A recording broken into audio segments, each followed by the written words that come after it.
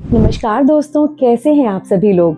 क्या आपका भी कोई दांत टूटा हुआ है कुछ महीनों से और आप सोच रहे हैं कि हम क्या करें। हंसने में, खाने में हिचकिचाहट होती है, दांत दबाव नहीं लेता और यही सोचते रहते हैं कि क्या करें। और ऐसे में कोई हमारा जानने वाला कहता है कि यार डेंटल इम्प्लांट लगवा लो, जिंदगी बदल जाएगी।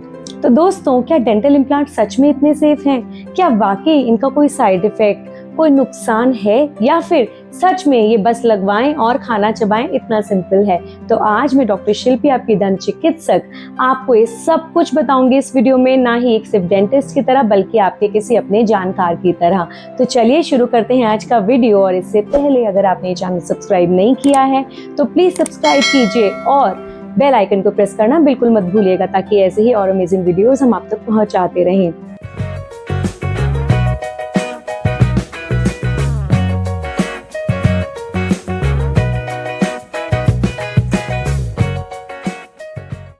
तो चलिए दोस्तों, जान लेते हैं कि डेंटल इम्प्लांट आखिर होता क्या है। दोस्तों, डेंटल इम्प्लांट एक फिक्सचर होता है, एक स्क्रू जैसी चीज होती है जो कि टाइटेनियम या जिरकोनिया की बनी होती है और वो आपके जबड़े की हड्डी में फिट कर दी जाती है और कुछ समय बाद उस पर एक क्राउन दे दिया जाता है, जैसा कि एक असली दांत में होता है। नीचे जड़ होती है और ऊपर क्राउन होता है, तो बिल्कुल वैसे ही नीचे इम्प्लांट मतलब कि जड़ और उसके ऊपर क्राउन दे दिया जाता है। बिल्कुल नेचुरली काम करता है ये दांत, बिल्कुल बाकी दांतों की तरह, और इसको देने में आसपास के दांतों में कोई नुकसान भी नहीं पहुंचता। पर आज जो हम बात करने वाले हैं वो है कुछ ऐसे साइड इफेक्ट्स या नुकसान या ऐसे ध्यान देने वाली बातों के बारे में जो आपको जानना जरूरी है इम्प्लांट का डिसीजन लेने से पहले। लेकिन दोस्तों, कोई भी सर्जरी कितनी भी सक्सेसफुल क्यों ना हो, पर हर सर्जरी से जुड़े हुए कुछ रिस्क, कुछ कॉम्प्लिकेशंस होती ही हैं, जो कि हम सब के लिए जान लेना बहुत जरूरी है अगर हम डेंटल इम्प्लांट्स करवाने जा रहे हैं। तो सबसे पहला रिस्क दोस्तों होता है पेरी इम्प्लांटाइटिस, जो कि बहुत कॉमन है। ये कब होता है दोस्तों? जब भी डेंटल इम्प्लांट्स कराने के बाद पेशेंट्स उसके आसपास सफाई ना रखें, वहां पे प्लाक, गंदगी जम जाए और बैक्टीरिया वहां पे पनपने लगे, तो आसपास के मसूड़ों और हड्डी में सूजन हो जाती है, पेन होता है और कई बार इम्प्लांट बाहर निकलने के भी चांसेस होते हैं। तो इससे बचने के लिए क्या करें? बहुत ही सिंपल है। जैसे आप अपने दांतों का ख्याल रखते हैं, इम्प्लांट का भी ख्याल रखिए। दिन में 2 बार ब्रशिंग, 1 बार फ्लॉसिंग और 6 महीने में डेंटिस्ट यानी हमारे पास जरूर आइए दांतों की प्रोफेशनल सफाई के लिए। अगला है दोस्तों हड्डी का कमजोर होना। कई लोगों की हड्डी बहुत पतली या बहुत कमजोर होती है। ऐसे केसेस में इम्प्लांट्स स्टेबल नहीं होते और या तो वो हिलने लगते हैं या वो निकल जाते हैं। और ऐसा किन लोगों में ज्यादा होता है? जो लोग डायबिटिक होते हैं, जो लोग स्मोकर्स होते हैं। तो ये जानना भी आपके लिए जरूरी है कि आपके लिए इम्प्लांट सही है, आपके पास हड्डी है या नहीं है। तीसरा है नर्व डैमेज। हालांकि ये एक बहुत ही रेयर सिचुएशन है दोस्तों। क्या होता है, जब भी हड्डी में इम्प्लांट डाला जाता है तो आसपास जितने भी इम्पोर्टेंट नर्व्स हैं उसके बारे में डेंटिस्ट को सही भली भांति पता होना बहुत जरूरी है। कहाँ इम्प्लांट डालना है, कहाँ नहीं डालना है, आसपास कौन सी नर्व है, कौन सा ऐसा स्ट्रक्चर है जिसमें इम्प्लांट नहीं जाना चाहिए, जिसके आसपास इम्प्लांट को नहीं होना चाहिए।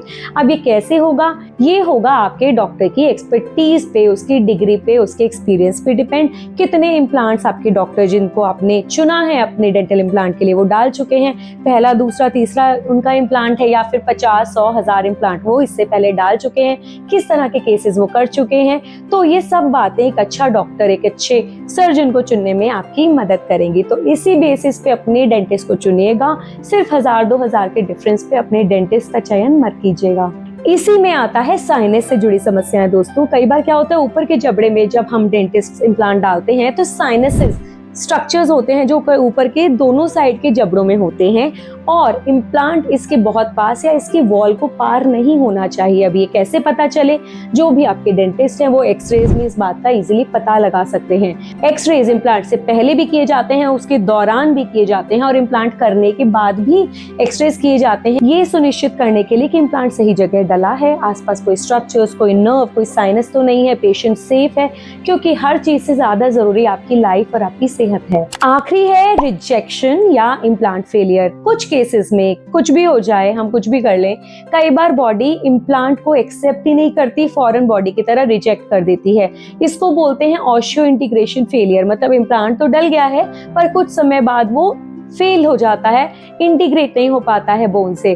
तो ऐसे केसेस में भी अगर आपको इम्प्लांट सूटेबल नहीं है तो आपके पास और ऑप्शंस होते हैं, जैसे कि ब्रिज है या रिमूवेबल पार्शियल डेंचर्स हैं, उसके लिए भी आप जा सकते हैं, अपने डेंटिस्ट से डिस्कस कीजिएगा। दोस्तों 15 साल की प्रैक्टिस में मैंने बहुत से ऐसे पेशेंट्स देखे हैं जिनको हमने बहुत साल पहले इम्प्लांट्स दिए थे, आज भी अच्छे हैं और उम्मीद है आगे भी लाइफ लॉन्ग वो उसका साथ देंगे। पर कुछ ऐसे भी लोग हैं जिन्होंने छोटी मोटी गलतियों की वजह से अपने इम्प्लांट्स को कॉम्प्रोमाइज कर लिया है, जो ऐसे डेंटिस्ट से इम्प्लांट्स डलवा के आए हैं 2-4-5 हज़ार के चक्कर में, जो कि आपके डेंटिस्ट की एक्सपर्टीज की कमी की वजह से इम्प्लांट सक्सेसफुल नहीं हुए, निकल आए, फिर हड्डी भी गल गई। तो छोटी छोटी बातों का ख्याल रखना जरूरी है। तो दोस्तों अगर आप इम्प्लांट लगवाने की सोच रहे हैं तो डरने की बात बिल्कुल नहीं है, पर जागरूक रहने की जरूर है।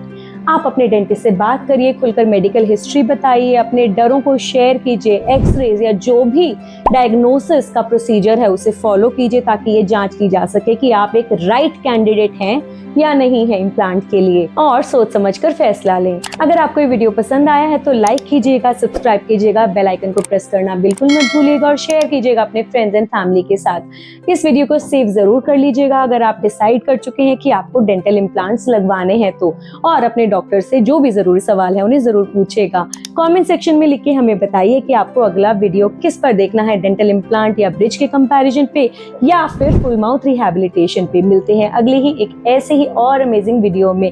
तब तक के लिए हंसते रहिए, मुस्कुराते रहिए और आप अपना ख्याल रखिए। बाय बाय, जय Hind, signing off, this is doctor Shilpi.